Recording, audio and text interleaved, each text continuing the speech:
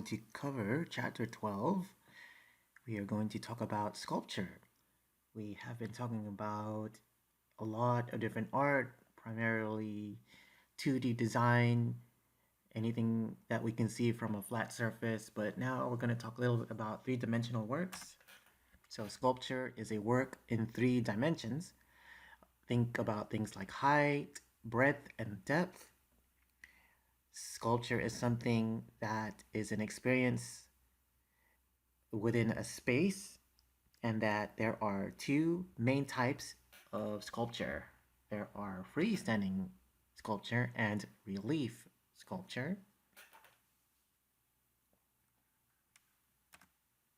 And if we take a look at this first example here, you can tell just from the aesthetic quality that it is contemporary work here. You're looking at 2 photographs, one of the front of the sculpture and one from the back of the sculpture.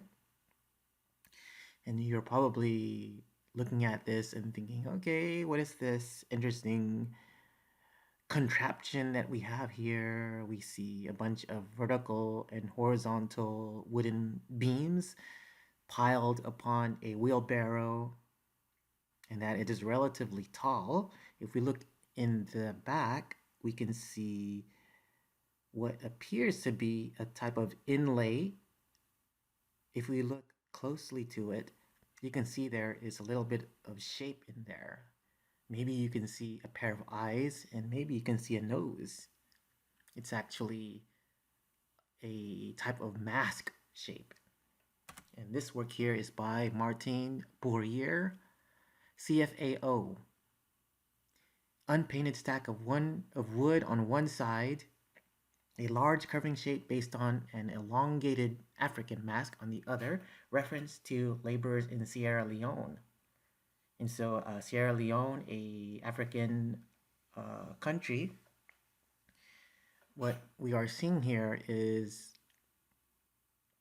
this idea that in Sierra Leone, there are many woodworkers there, and that from what I can recall, there isn't exactly a standard, a good quality of life in terms of the woodworkers there. In fact, they do so much work, but at the same time, they have this type of behind the scene feeling where they're relatively unknown for the amount of work that they do.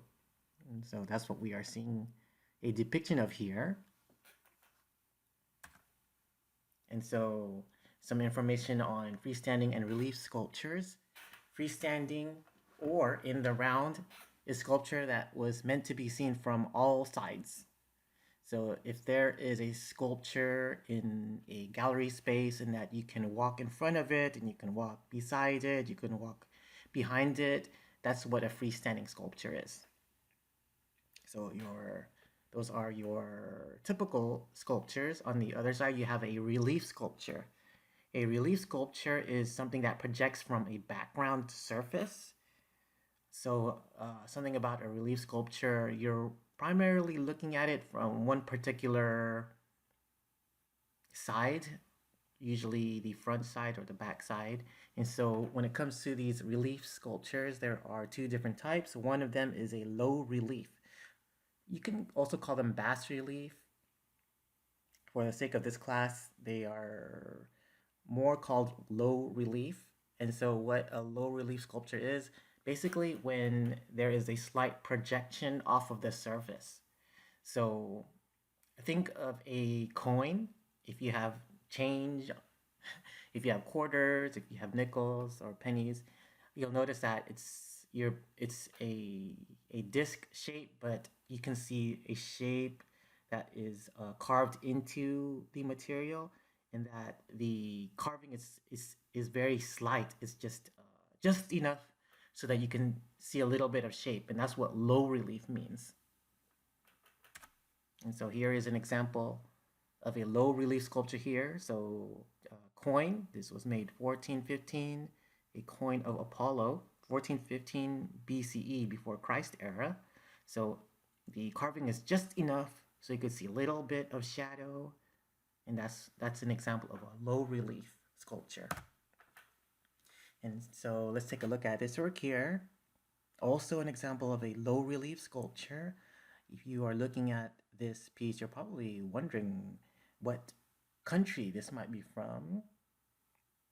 I like to give a moment to allow students to guess what country do you think this might be from. If you are thinking Asia, then very nice.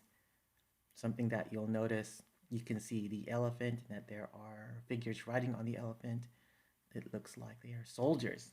And so these carvings are just enough so you can see actually a lot of detail with the figures, with the weapons, with the animals, the plant life.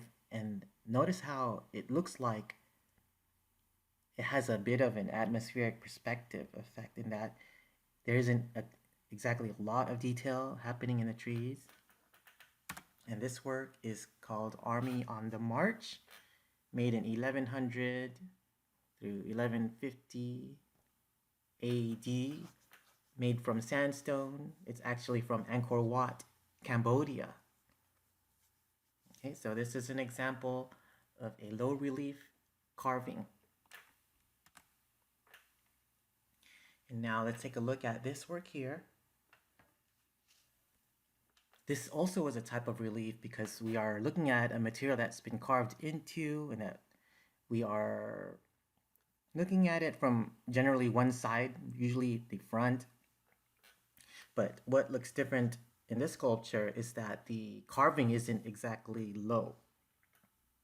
They're a little bit more exaggerated, a little bit deeper carvings, and the carving is almost as though you can see these shapes coming out of the material.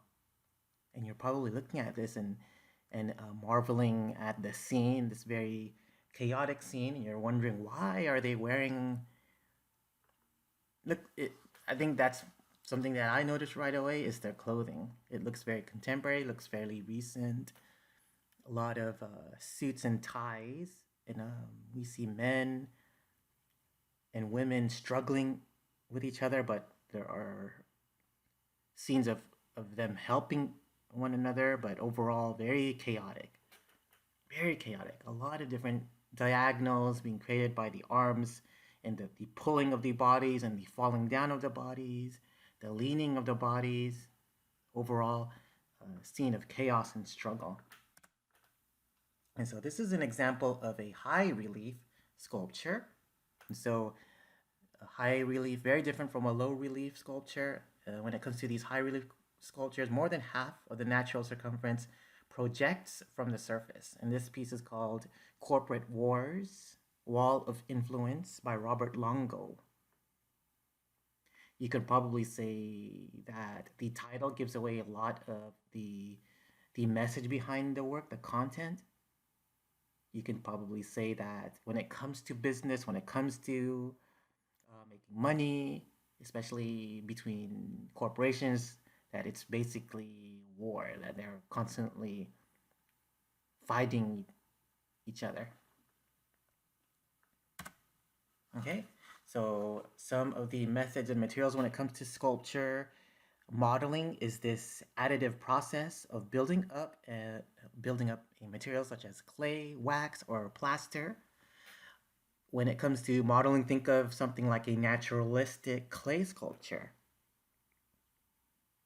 Something about these clay sculptures, you can see the fingerprint impressions, and that usually gives away that this was done by this additive process. And so what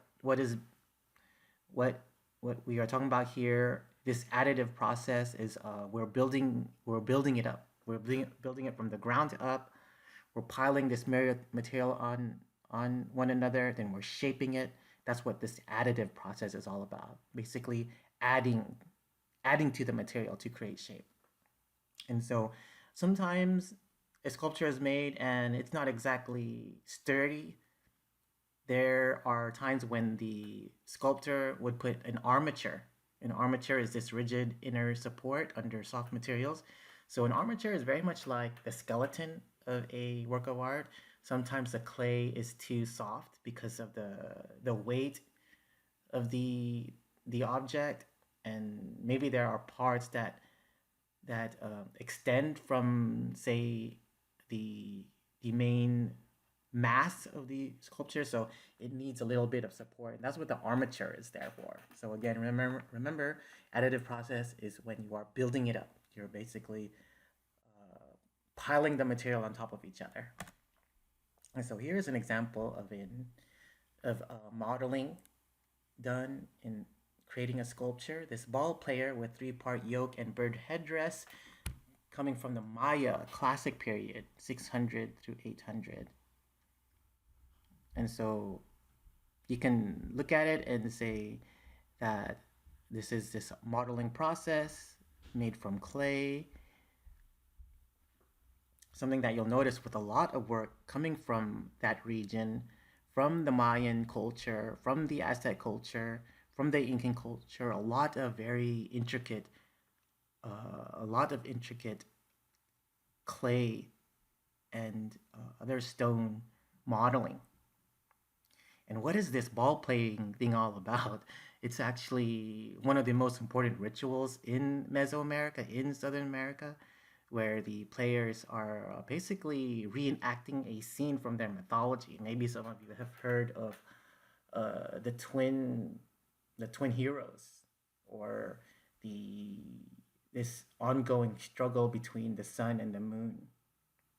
And so they have these ball playing events very frequently. It's actually a big part of their culture in that it helps determine who are landowners, who are the heads of states, and sometimes it leads to sacrifice. And so, um, yeah, you can see that they're wearing this hip protection because what the game is like is, from what I read, it's very much like racquetball, where they basically hit a ball and they keep it in play, and then if you mess up, then you lose. So that's what the ball playing was all about.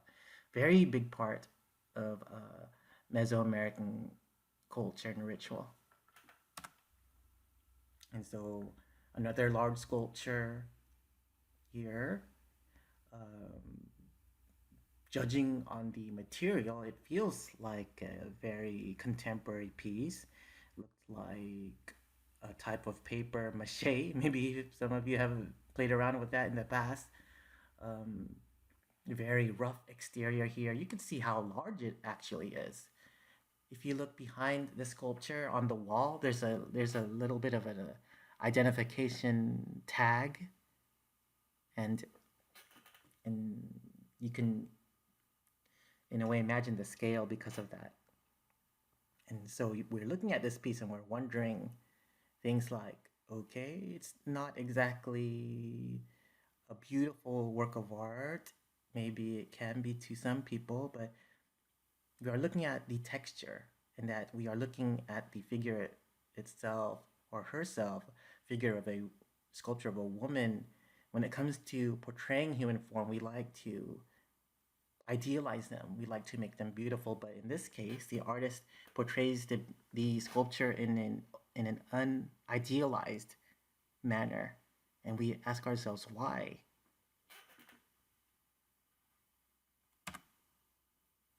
And so this piece is called "Stubborn Woman, Orange Hands." Stubborn woman, orange hands, and I believe I don't see the artist's name on this slide, but I think it might be on the captions.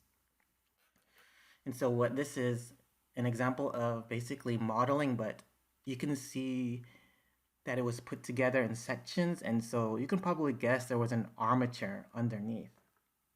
Visible seams from armature. And so you're wondering, so what is this all about?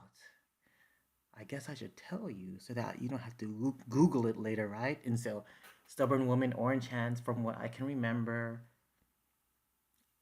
the artist wanted to portray this idea that in the workplace, say that you work in the office, in an office space, in a corporation environment, and that you'll notice that the important people will wear very formal clothing.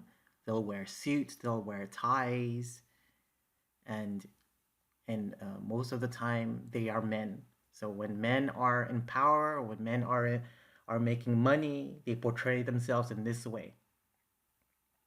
And so when it comes to women in the workplace, they say, or at least the from what I remember, the this piece was about, the artist wanted to portray that women are actually more powerful when they are not wearing a uniform, and that there's a lot of womanization happening in the workplace, and that many women are successful because of other things and not exactly the same reasons why men are, or the same reason why men can be successful. So yes, very interesting way for a artist to express herself, a very feminist view, but yes, very interesting, very expressive. And so when it comes to sculpture, there's a lot of representational sculptures, but at the same time, there's a lot of abstract, and this is an example of that. Ken Price Vink, and this is actually an example of a non-representational sculpture. So artists can do many things. They don't have to portray people or or natural objects. They can be very expressive and do abstract objects or non-representational objects like this.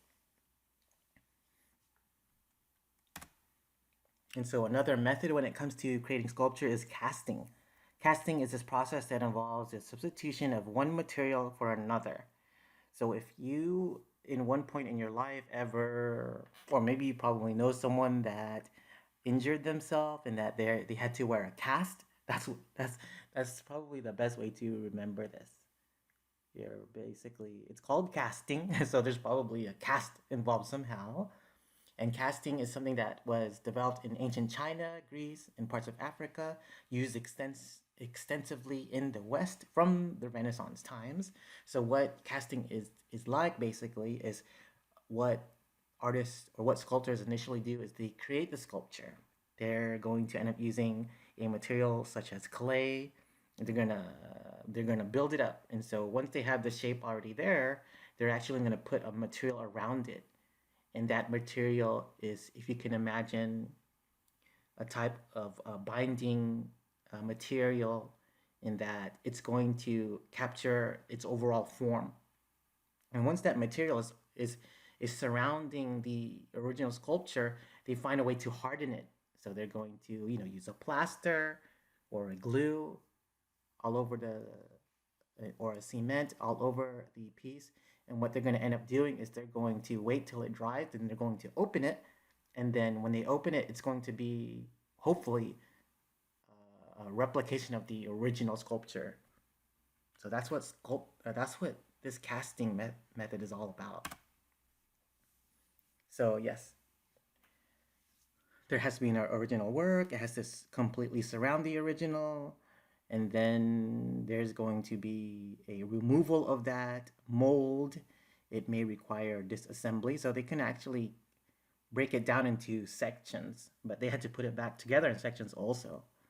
And so what they end up doing with that cast is they put it back together without the original sculpture inside, so that there is this cavity. And then what they do is they put a liquid into that, a casting liquid into that cavity, and then after some time that liquid hardens and they can remove that cast, and there you go, you have a replication of the original sculpture. And so this video, I put them on the Canvas page for you guys to check out, so make sure you check those out. I think it always makes a little bit more sense when you see the actual process being used. So check it out. And so there's this type of casting process where the the original cast is lost, and they call that a lost wax process. So something about the lost wax process, the mold is used only once, and it is destroyed to remove the hardened cast. And so they use this method for certain materials, especially with with wax, and it's called lost wax process because basically you can only use the mold once. After it makes one copy, then you have to destroy it in order for you to see the original sculpture. And so yes, that is what the lost wax process is all about. And so if we take a look at this sculpture here, it looks like a very large plastic toy. And so this piece is called Father Figure by Charles Ray, made in 2007. Very large, 93 inches by 137 inches by 71 inches. So, yes, very tall piece, about 8 feet high, about 11 feet in length. And so, what the artist does here is he had an original toy, a very small, regular plastic toy, and he basically made a cast of it, and he did it over and over and over again until it became this scale. And so it still maintains that quality. I'm pretty sure there's some modifications done along the way, but it still feels very much like the original. It looks very much like the original green toy it was based off of. Okay? And so we are looking at another work here, and you're probably thinking, whoa, what is this? Just a the back of someone's pickup truck, right? And so this is a very interesting piece here because it's actually made from wood. Kaz Oshiro tailgate OTA duplicates a Toyota pickup truck tailgate, a wooden armature viewed from behind. And so if I go back a little bit, look at the piece, and wow, that looks like metal to me. It looks pretty, looks like the real deal. I'm looking at. It's pretty neat how the artist puts the text there, the Toyota text, but removes a lot of it. Something that you would expect when you see someone driving around in an old Toyota. You only see just remnants of the original text there. Very, very creative. Right? So with sculpture, many artists are doing different things, especially in the contemporary. And if we look at this piece here, and if we look at the material, it looks like it was made from a natural material. Maybe if you were thinking beeswax, this is actually something to appear just like it. Rachel Whiteread, Untitled Hive 1 2007. And so the artist here uses this brown orange resin, and she makes it look like a beehive, that same material used when bees are in their homes. And so with sculpture, artists are able to do so many different things that are basically like illusions. And so there is this artist here, this classical Greek artist named Zeuxis. Something about him is he was supposed to be one of the most talented sculptors to have ever lived, and that he can basically make anything look realistic. And so something about Zeuxis is that there are no known works to have survived. They're all destroyed. And so the story behind Zeuxis is that they say he was so good at sculpting, he would build, say, a sculpture, and that say that it is a sculpture of a boy, and that the the sculpture was holding an apple, Okay, and so the what people say about Zeuxis is the story behind him is that his sculpture of a boy holding the apple looks so real that a bird tried to eat the apple on the sculpture.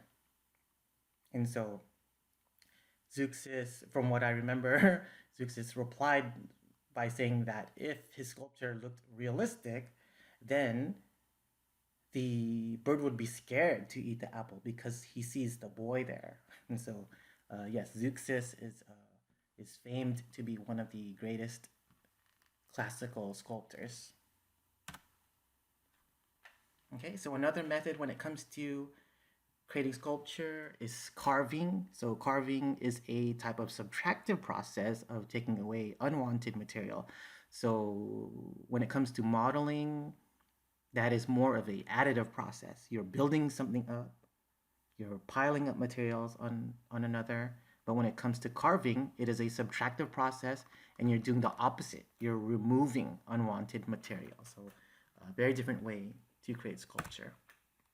And so these are examples of a relief sculpture here, Michelangelo Awakening Slave. This is one of his unfinished pieces made from marble, 9 feet tall, 1530. And so marble is a very rich material in that it is one of the most challenging materials to work with. Basically, with marble, you can't make any mistakes because once if you chip too much, then there's no way you can put that material back. So sculptors are highly revered because of their skill to be perfect, and Michelangelo is one of the is probably the most popular sculptor.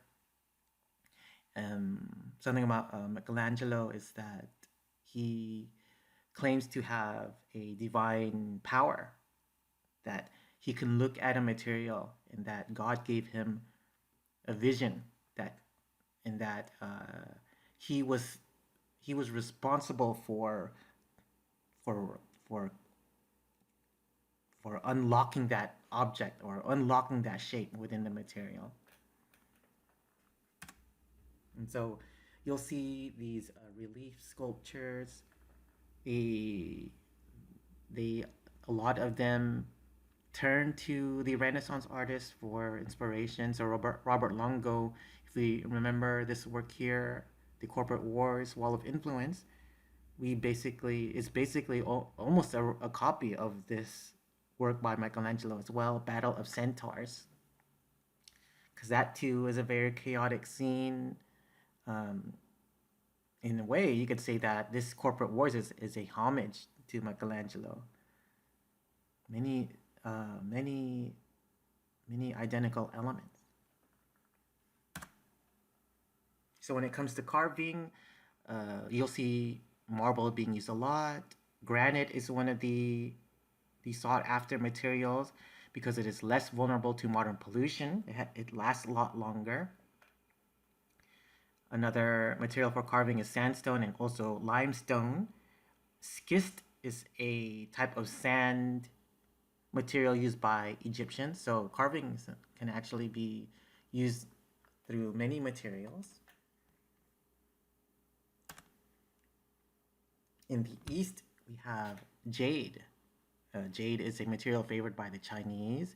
And if you look at this work here, it's a very small coin in that even though it is a small piece, there is so much detail done in that small amount of space. You'll see some interesting texture on the coin. They're called bosses. These little raised circles, they're called bai when there is more than one boss.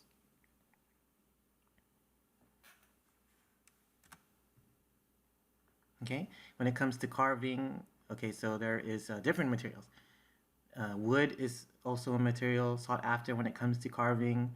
You could say that it's one of the easier materials to carve into. When it comes to carving wood, many sculptors like to use walnut or cypress.